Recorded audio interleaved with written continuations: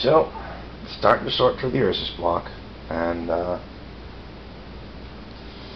going through the white, and I figured now is as good a time as any to start the video, because I can.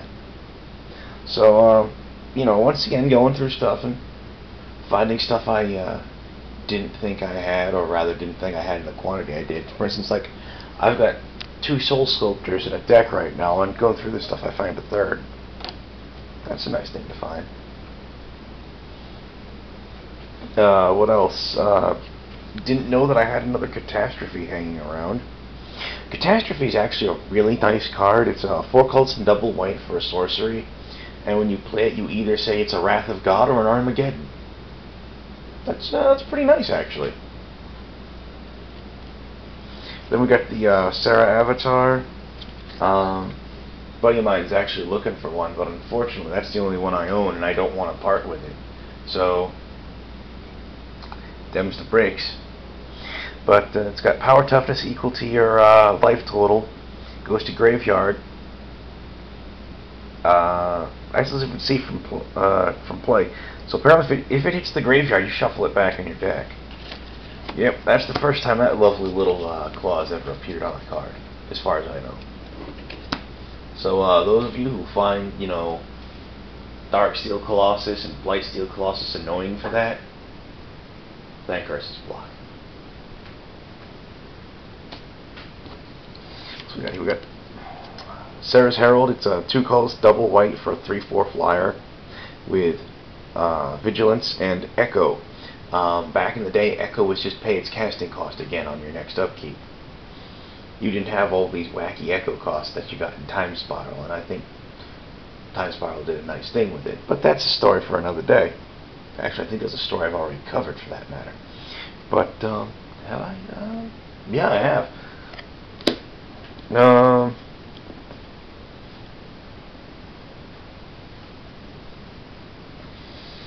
They were trying to find some acceptable way to quasi reprint Sarah Angel, because they were taking her out of print. I believe the last printing she was available in was 4th, back in I think 4th was 95. She was not in 5th edition, that was 97. And these suckers are copyright 98. Yeah, so Sarah was out of print. Sarah was already out of print. Another thing you'll see is the enchantments that turn into creatures.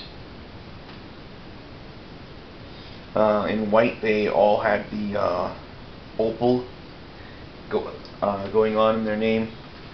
For instance, you had the Opal Titan and the Opal Caryatid, stuff like that. Like Opal Gargoyle, I think, was another one. Basically, they come into play. It's just an enchantment. It sits there. When your opponent plays a creature, the enchantment turns into a creature as well. Sometimes with rather interesting things.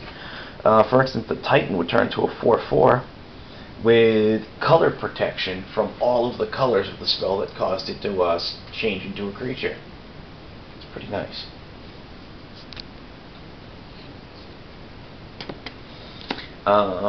Green had some of these enchantments. They were all called hidden. I think black got a handful as well. Blue might have had 1 or 2. I honestly don't recall red having any. It's just kind of out of character for red, But oh well.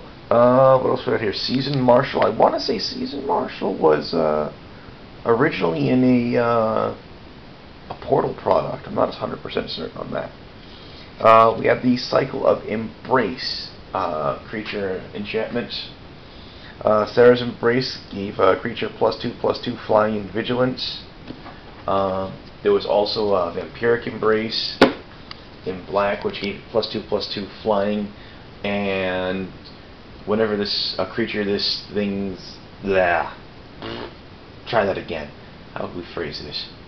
The creature gained +2/+2 flying, and whenever a creature went to the graveyard the same turn in which the enchanted creature dealt damage to it, you put a +1/+1 counter on the enchanted creature.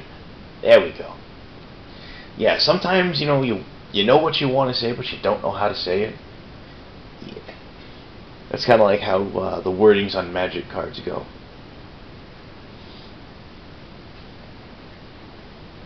But, yeah, there was that.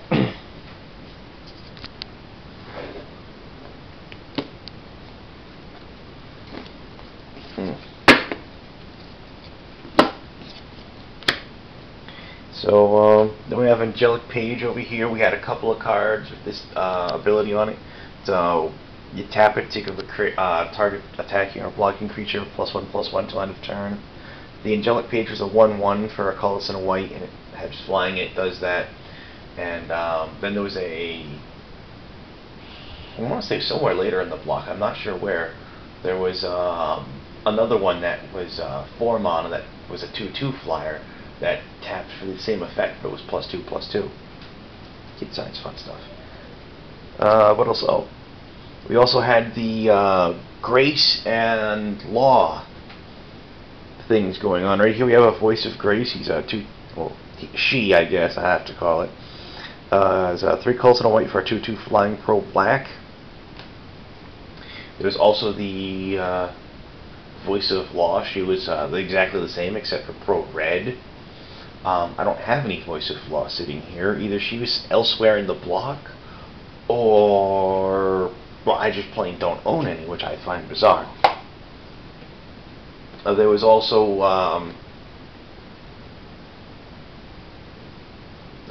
2 enchantments. I want to say it was Absolute Grace and Absolute Law. One gave all of your creatures pro black, the other gave them all pro red. So that was funky. What else we got going on? They tried to make replacements for older cards that were out of print. Path of Peace is 3 colors and a white for a sorcerer that destroys target creature. The creature's owner gains 4 life. And you can kind of sort of see shades of Swords to Plowshares on that one.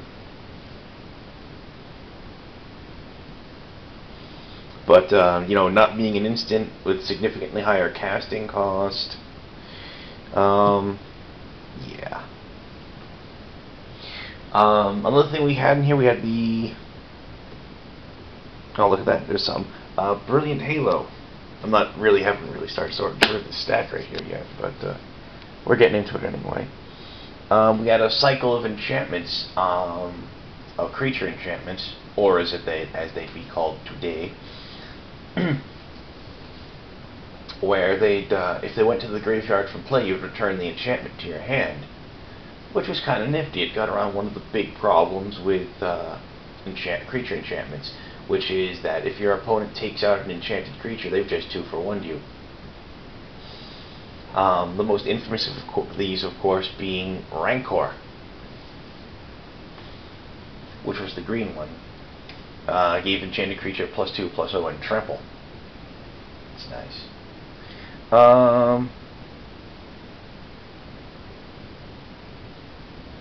Shoot. Is there something else I want to touch on here? Can't help but think I walked right past something, practically.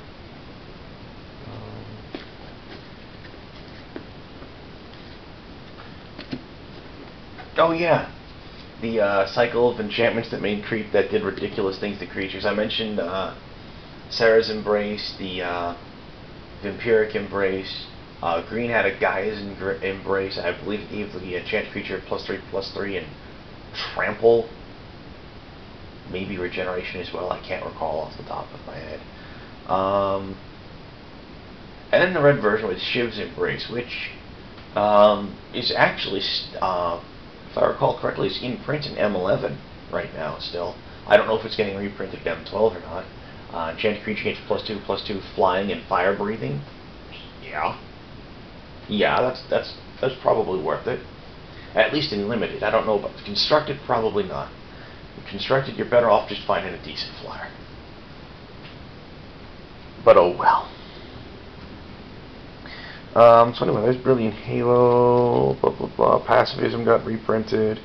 A lot of the art and flavor text, of course, tells Urza's story, since, it is Urza's block. And it starts off with Urza's Saga. Then we had the cycle of the Runes of Protection.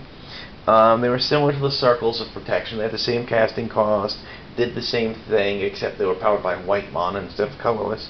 And they had Cycling. Cycling was introduced in Urza's block. Oh boy. Cycling was interesting. You pay 2 colorless and pitch the card with Cycling from your hand to draw a card. Not really a bad mechanic. I think I really like what they did with Cycling in later expansions when they brought it back. Onslaught did good things with Cycling, despite the fact that I didn't really like Onslaught block much.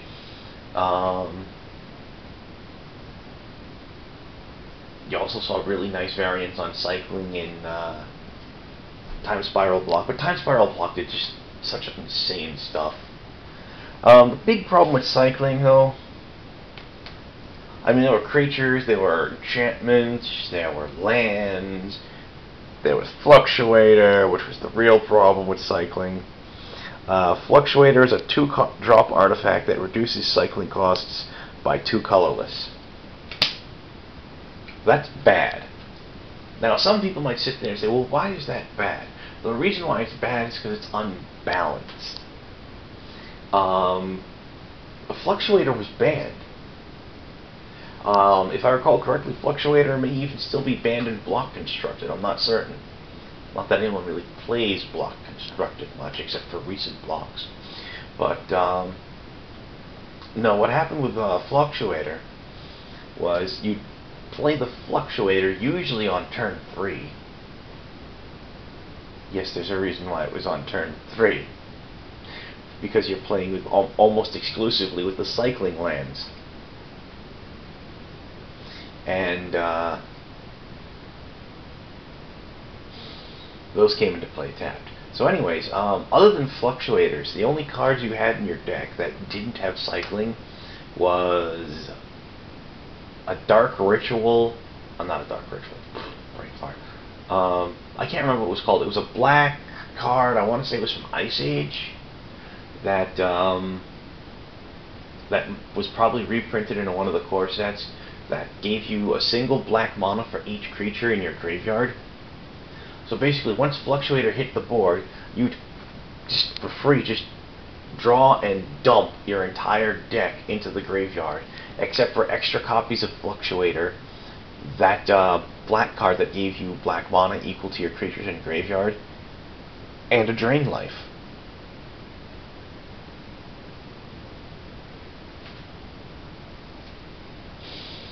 And basically, Fluctuator decks just sat there and said, blop, blop, blop, blop, blop, I put a straw on you, I win.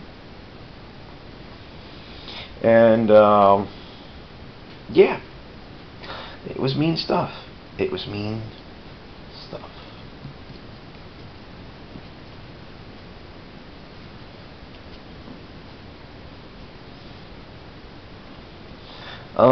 One of the cards sitting here right in front of me that I should mention, Waylay. It's 2 colors and a white for an instant. You put 3 2/2 white knight tokens into play. Not a copy of white knight, but white meaning that's what color the tokens are. Before people get confused, you put a trio of knight tokens into play that are 2/2 white creatures. Remove them from game at end of turn. And what happened is people would take advantage of like obscure glitches in the timing rules because of the way the card was worded. I mean, since the name of the card is Waylay, the idea is you play it to get 3 blockers on the field real fast. And what would happen is people would play it during their opponent's end of turn, so that way that end of turn ability wouldn't kick in until the end of their turn. This would give them 6 extra power of attackers on their next turn. People abused it. I think there was errata issued for it, power level errata issued for it at some point in time, or there was a rules tweak that happened. I don't know. I can't recall clearly. It was a long time ago. A long time ago.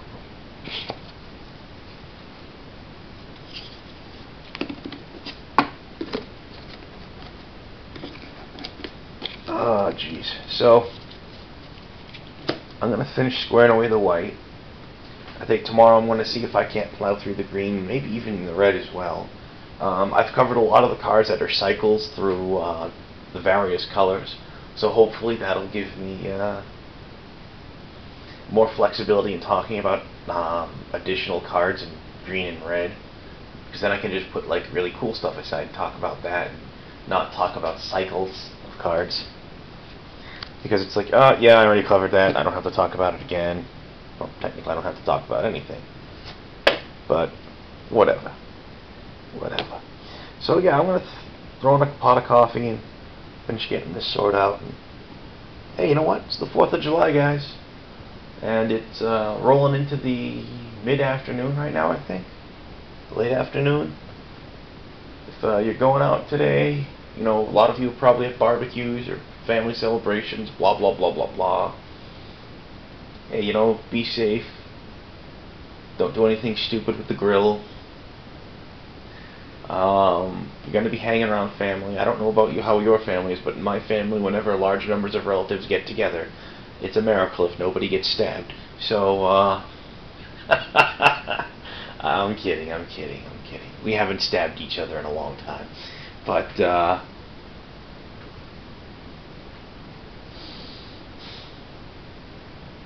yeah, I mean, you know, just be safe, try to get along with people. And if you're going out to watch fireworks tonight, enjoy. If you're setting off fireworks tonight, be safe. Alright, no one needs to lose a finger, or worse.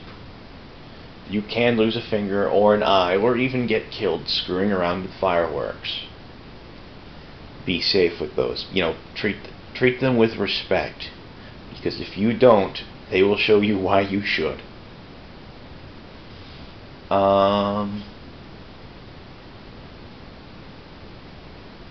I think that's pretty much it. Happy 4th of July, guys.